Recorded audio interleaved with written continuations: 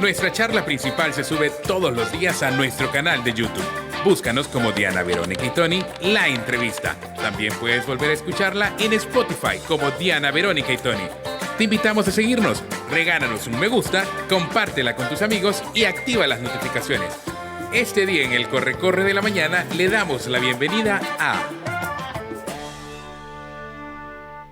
Bueno, aquí ya estamos en plena conversación con Carlos Araujo, analista político, con quien habíamos acordado tener una conversación el día de hoy sobre la situación política del país, y hemos de decir que le hicimos tiempo porque Carlos nos dijo con mucho gusto, pero no puedo estar ahí a las 8, por eso es que estamos aquí saludándote cuando son las 8 de la mañana con 35 minutos. Carlitos, qué bueno verte, gracias.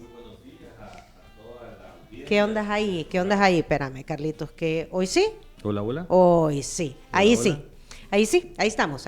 Hola, ¿qué tal? Muy buenos días a toda la audiencia de Diana, Verónica y Tony. Un gusto de nuevo estar por acá. ¿Verdad? Sí, lamentablemente tuve que venir tarde porque a nosotros los salvadoreños nos toca trabajar, a los salvadoreños de a pie, ¿verdad? Los que no somos funcionarios públicos. No, es que venís desde Soyapango. Sí, ¿verdad? es que yo vivo aquí por Santa Tecla, pero tengo que ir hasta Soyapango todos los días, entonces el regreso ya me agarra el tráfico. Bueno, lo importante es que ya estás aquí. Y contigo quisimos hacer como una reflexión sobre en qué momento político estamos, Carlos. Estamos a pocos días, 60 días, de culminar este 2025. Se vienen elecciones dentro de año y medio, ¿verdad? También, y encuestas aparecen sobre la preferencia de partidos políticos, sobre la preferencia de funcionarios, sobre la preferencia de actores políticos. Y así vamos los salvadoreños en el día a día sobre la situación política en el país. ¿Cuál es el análisis en general? Comencemos por lo general. ¿Qué es lo que tú estás viendo?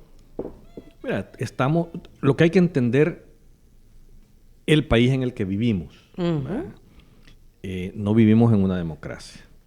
O sea, El Salvador no vive en una democracia y eso hay que tenerlo sumamente claro. ¿Cuál es tu argumento? Es que no solo lo digo yo, o sea, internacionalmente todas las instituciones vinculadas a la calificación de la institucionalidad de los países hacen ese tipo de evaluaciones, y El Salvador lo tienen categorizado ya como una autocracia electoral, ¿verdad? En donde la concentración de poder es excesiva, no hay separación de poderes, y también, o sea, hay violaciones flagrantes a la Constitución que han permitido la reelección presidencial, ¿verdad? Ahora ya de forma indefinida incluso. Pues entonces, esta coyuntura es la que no permite decir que El Salvador vive una democracia plena como tal, con garantías suficientes, ¿verdad? Incluso con garantías electorales, porque ahora tenemos un Tribunal Supremo Electoral también que está totalmente plegado al gobierno. Entonces se hace más difícil de alguna manera tener una competencia electoral. Recordemos un poco el pasado. En los años 70 se desató un conflicto armado en El Salvador. Y las causas de ese conflicto que se desató, una de las mayores causas tiene que ver con el cierre de los espacios democráticos. Fueron uno de los detonantes principales cuando la oposición, no sé si recordarán algunas de las personas o alguien que ha leído historia, liderada por Duarte en aquel momento. La UNO. A la UNO la hicieron 2 fraudes electorales así chabacanes, ¿verdad? Con rellenos de urnas a lo tamalero como degenerados. Eran momentos en donde se iba la luz el día de las elecciones, ¿verdad? Y en el conteo de votos, pues las cosas eran diferentes. Y todo eso se eliminó con los acuerdos de paz. Precisamente los acuerdos de paz permitieron generar las garantías suficientes para que se incorporaran los grupos armados de ese momento, ¿verdad?, a la vida democrática del país, porque se dieron garantías constitucionales para respetar eso. Hay que decir que desgraciadamente, ¿verdad?, hubo un conflicto armado sobre ese tema, donde se perdieron muchas vidas. Claro. Pero a lo que quiero llegar con eso es que el país ha venido poco a poco avanzando. No teníamos una democracia plena, no era perfecta, pero iba caminando. O sea, se iban respetando de alguna manera las voluntades de la población en las urnas, ¿verdad? Y estas son cosas que ahora vemos de alguna manera que eso se puede ir perdiendo, o sea, se está perdiendo. Yo soy de la tesis... Pero en las últimas elecciones, ¿cuándo fueron? 2024, se respetaron las decisiones del pueblo emitidas a través de las urnas, de su voto en las urnas. Pero es que el resultado al final de cuentas de la elección de autoridades no solo tiene que ver con emitir el sufragio, depende del sistema electoral, cómo está diseñado o cómo lo has modificado. Y lamentablemente en El Salvador el sistema electoral que conocíamos antes de que Bukele tomara el poder, ahora es totalmente diferente. Y yo te pongo el ejemplo más claro. Si en el 2024 hubiésemos ido con las mismas reglas electorales, con el mismo diseño institucional del país, hablo de diputados y alcaldes, no hubieran hecho las reformas electorales, la oposición hubiera tenido alrededor de unos 15 diputados aproximadamente. Sí, por la disminución 15, de 17 diputados. Ajá, Entonces, de 84 a 60. Ajá, y hubiera perdido una gran cantidad de alcaldías Nuevas Ideas, que no las perdió por la reforma electoral. Entonces, cuando tú empezás a manipular las reglas del juego para acomodarlas a tu propio beneficio, ahí es donde ya empiezan los problemas. Carlos, pero te voy a poner otro punto. De años se venía hablando que había que reducir el número de diputados y el número de municipios en este país. Pero no se hacía. ¿Por qué? Porque eso tiene un efecto no muy positivo para la democracia de un país. O sea, olvidémonos de El Salvador. O para los políticos. No. Estoy hablando de... O sea, ¿por qué? Porque lo que se busca es la pluralidad de alguna manera y que estén representados todos los grupos minoritarios de un país en un congreso, ¿verdad? Y al reducir la cantidad de diputados, bloqueas eso. Entre menos plazas hay en una circunscripción electoral, los que accesan son los grandes. Ok, o sea que a estas alturas lo que tú dices es que los espacios políticos se van cerrando. O sea, yo no digo que mayoritariamente todavía hayan tenido un gran respaldo electoral, o sea, cómo no. Pero el resultado, o sea, tener, las consecuencias, por decirte, para poder hacer modificaciones constitucionales, el invento que ha hecho, que es inconstitucional igual, pero ellos mismos dicen, pero yo puedo modificar la Constitución si tengo una supermayoría legislativa. ¿Verdad? Esa es la reforma que ellos hicieron. Por eso, pero esa supermayoría legislativa es creada con esta reforma.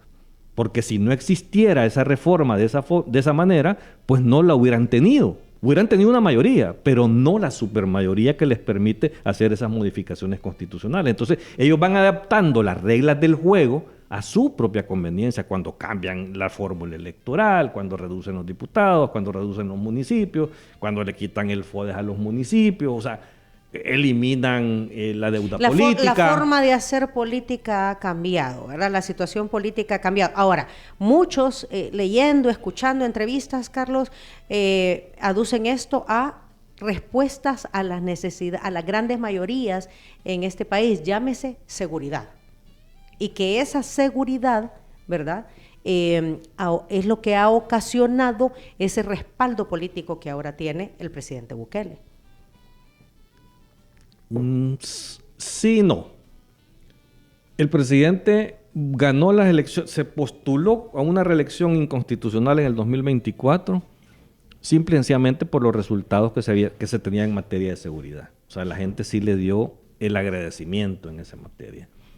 Pero eso no es justificación para violar la Constitución. O sea, la Constitución ordena que no puedes postularte nuevamente a una elección como tal. O sea, pues, su partido puede tener un proyecto y pueden tener otro candidato. Yo no creo que solo Bukele exista en el mundo de Nuevas Ideas para poder seguir un proyecto electoral como tal. Por lo tanto, no es que era necesario tener el poder concentrado de esa forma para poder tener resultados. Es que yo creo que el mismo Bukele, si desde que llegó en el 2019 no hubiera hecho un pacto con las pandillas durante al menos 3 años, que es lo que se tiene pruebas y contundencia, y se hubiera decidido a combatir la delincuencia, creo que hubiera encontrado los respaldos necesarios para poder ejecutar su proyecto. Pero no, o sea, si es que le fue cómodo, o sea, él permitió esos 3 años al final de cuentas que estos criminales siguieran extorsionando a la gente y matando a la gente, y eso hay evidencias por todos lados. O sea, no es un pandillero que ha hablado. No, hay mucha evidencia, inclusive fiscal. En la fiscalía hay un caso que se llama Catedral archivado con suficiente evidencia del pacto de las pandillas con el gobierno. Entonces, yo a lo que voy es que no es justificación decir, me voy a quedar hasta que me dé la gana en el poder porque yo le di la seguridad a este país. Es que no se trata de eso, o sea, se trata, primero te eligen para que llegues a resolver problemas. Y qué bueno que resolvió un problema, que la forma en que lo resolvió también tiene muchos cuestionamientos. Y tal es el cuestionamiento que tiene la forma que lo resolvió, que necesita aún, después de 44 meses, todavía mantener vigente el régimen de excepción. O sea, ¿y eso qué te dice? O sea, estás hablando de casi 4 años. ¿Verdad? O sea, el problema no es posible que tengas que sostener una suspensión de los derechos fundamentales de los ciudadanos para sostener un proyecto de seguridad. O sea, yo se los digo a cada rato, hoy vemos en las noticias, Diana, pandilleros capturados, ¿verdad? Que los muestra la policía con tatuajes y todo. Todos los días. Yo le pregunto, que me demuestren y que me expliquen cómo, usando el régimen de excepción, capturaron a esa persona. No lo necesitan. O sea, ya la operación masiva inicial ya se dio cuando fue necesario el régimen de excepción. Al inicio, o sea, inclusive si tú te recordás, la oposición votó a favor del régimen de excepción por la emergencia. Al inicio, la primera vez. ¿Verdad? Ya cuando vieron la flagrante violación de derechos humanos y la captura de personas inocentes, es que la oposición dice, yo no te acompaño de esa forma. O sea, regularlo de otra manera para evitar el daño a personas inocentes. Siempre se habló de que el problema no era de leyes, sino de la aplicación de las leyes. No. Lo que pasa es que, o sea, ¿cuál fue el modelo que le permitió a Bukele tener ese resultado? Es un modelo de capturas masivas arbitrarias, en donde ibas a los territorios, por decirte Soyapango, y empezabas a barrer, pero así, como que fuera una operación militar, ¿verdad? A barrer, y todo el hombre joven que ibas encontrando te lo llevabas, todos. Ahí entraban buenos y malos. Yo no digo que no han capturado pandilleros, ¿cómo no? Pero han capturado muchísimos inocentes también que todavía están presos. Hoy había un titular del 91 punto y algo por ciento que eran los pandilleros capturados en el país. No sé, yo no sé de dónde sacan esa cifra, pues, pero entonces, ponele, ellos en su publicidad pasan diciendo de que ya desarticularon a las pandillas, ¿verdad? De que pasan 1000 y pico de días sin homicidio. ¿Verdad? Tú decís que han dicho que tienen el 91% de las pandillas capturadas. Ahorita ando buscando la portada de Diario El Salvador, sí. Ajá. Pero ¿y entonces por qué necesitan mantener el régimen de excepción? ¿Ah? O sea, es que es imposible que vas a capturar al 100% de los pandilleros, pero el nivel de personas que han quedado ahí y te lo demuestran con las capturas diarias que están haciendo, no necesitan el régimen de excepción. ¿Por qué yo? Fíjate que es una de las cosas que yo siempre explico. ¿Por qué yo cuestiono tanto mantener vigente hoy, 4 años después, el régimen de excepción? Porque esa es la principal barrera para el crecimiento económico de este país. ¿Qué tanto se necesita? ¿Por qué? Porque un país donde no hay debido proceso, donde no hay seguridad jurídica, donde no hay independencia judicial y donde no se respetan los elementos fundamentales de los derechos de los ciudadanos, ningún inversionista con 2 dedos de frente va a venir a invertir. No lo va a hacer. Si no, revisar las inversiones en toda la región de Centroamérica. Estamos a la cola. Aún en la dictadura nicaragüense hay más inversión que aquí. Aquí está. En la portada de Diario El Salvador el día de hoy dice 91.3% es el porcentaje de pandilleros detenidos en el régimen especial y que están en fase de instrucción. Vaya, a eso es a lo que voy yo. Y entonces, si ya están casi todos capturados, ¿por qué necesitan sostener el régimen de excepción? Porque el régimen de excepción es el freno que tiene la inversión de este país, el desarrollo de este país, porque aquí estamos en la ley de la selva, donde no hay garantías. Pero ahí se están dando inversiones en construcción. Sí, pero ¿cuánto? O sea, lo necesario para que este país crezca. Vamos a volver a crecer otra vez al 2.4. Tú decís para que responda a la necesidad económica que ya se dijo que es el segundo problema después de la inseguridad. Fíjate, que viene de años, ¿verdad? ¿Qué es lo que necesita este país? El desarrollo económico. El Salvador ya tiene, o sea, no es que acaba de suceder, ya llevamos casi 4 años con seguridad, con paz, con esa tranquilidad. ¿Y por qué no se desata la inversión? O sea, ¿cuál es la justificación? No entiendo por qué. Porque vamos a Guatemala, vecinos.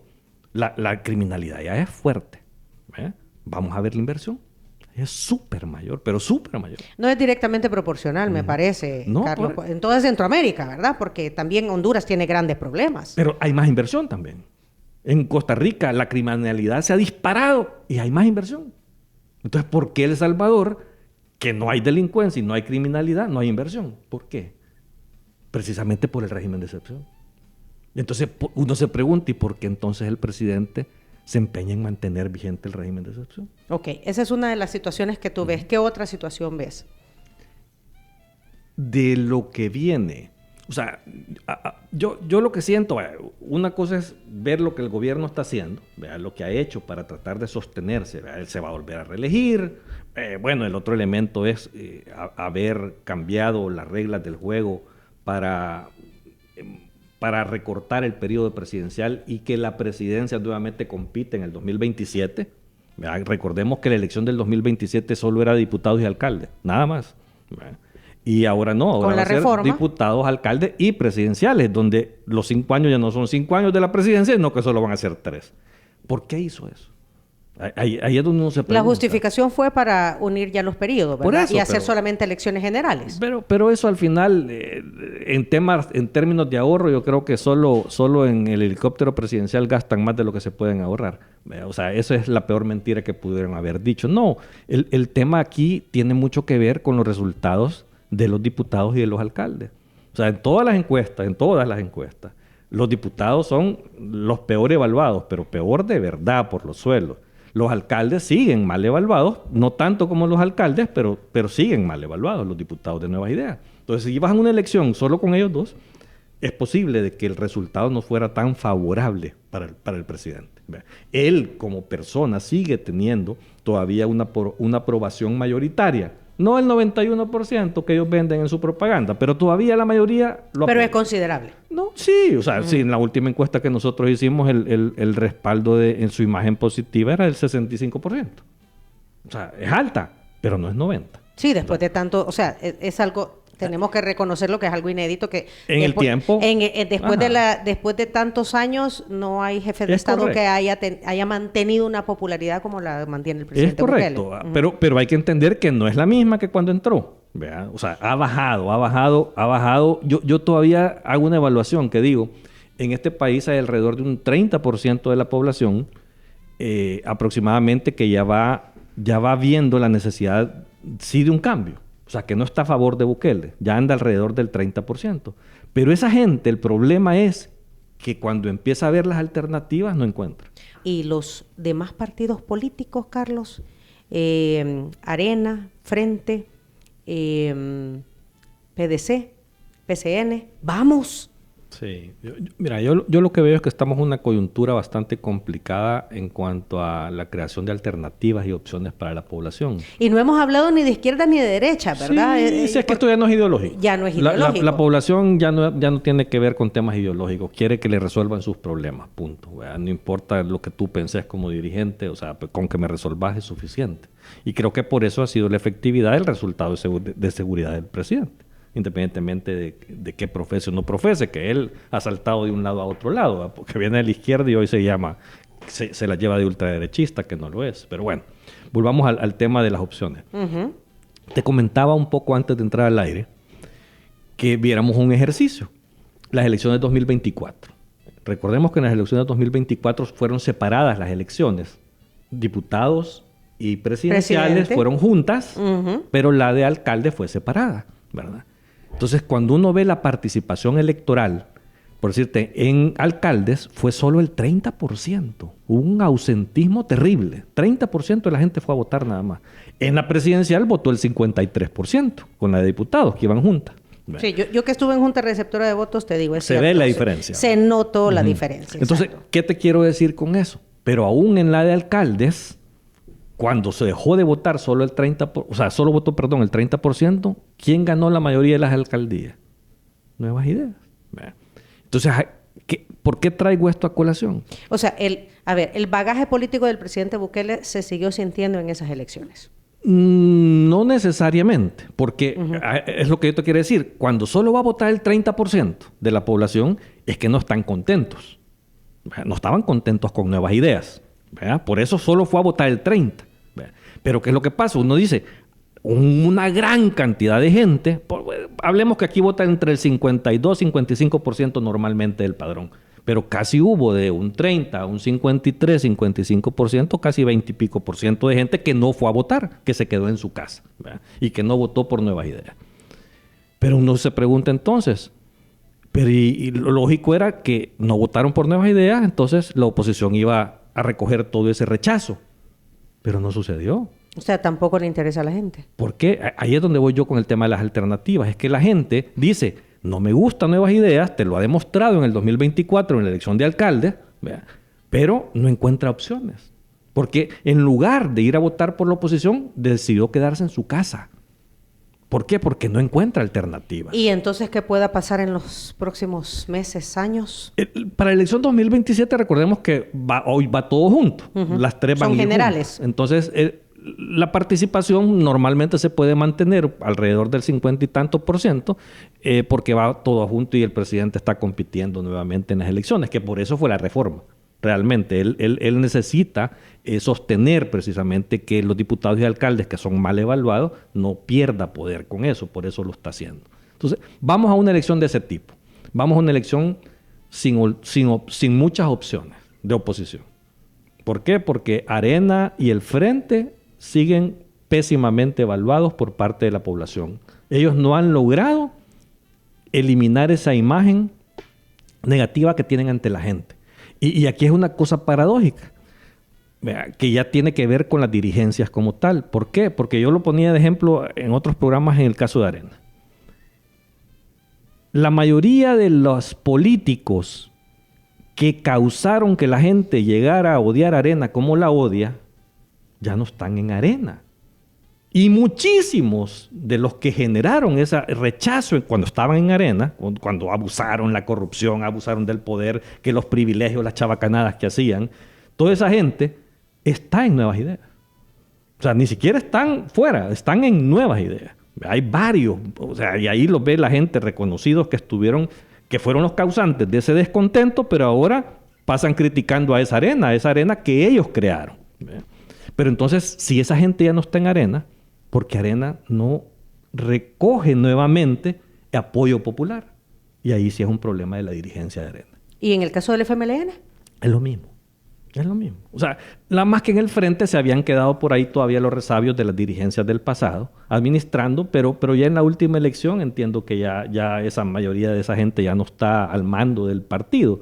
Pero siguen siendo incoherentes. ¿Verdad? Porque, por decir, en el caso del FMLN, quieren combatir la dictadura, entre comillas, de Bukele, ¿verdad? Pero pasan aplaudiendo la dictadura de Ortega y de Maduro en Venezuela. Entonces no hay congruencia. O sea, no hay coherencia. Entonces nadie va a creer en un partido como ese. ¿Cómo vislumbras, para finalizar, Carlos, porque se nos ha terminado el tiempo, cómo vislumbras entonces el 2026 políticamente hablando? Yo creo que los resultados electorales van a seguir siendo como los que tenemos ahora. En el 2027. Sí, lamentablemente porque no tenemos una oposición que sea suficientemente madura e inteligente para analizar la situación.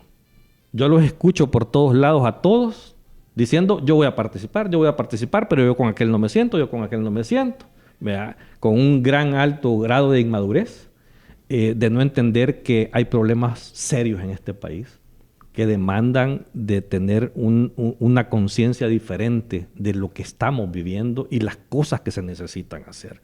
Y que la oposición en este momento no lo está entendiendo. Ninguno. Okay. Nadie. Ok, Carlos, se nos terminó el tiempo. Gusto. Son las 9 de la mañana con 13 minutos. Gracias por haber hecho espacio en tu agenda y ayudarnos a entender, ¿verdad? Desde tu punto de vista, claro, la situación política del país. Si usted quiere conocer las declaraciones del analista político Carlos Araujo, ponga mucha atención a lo siguiente. Muchas gracias por acompañarnos en nuestra entrevista.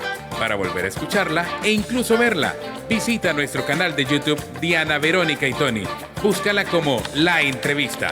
También puedes encontrarla en Spotify como Diana Verónica y Tony. Te invitamos a seguirnos, regálanos siempre un me gusta, compártela con tus amigos y activa las notificaciones.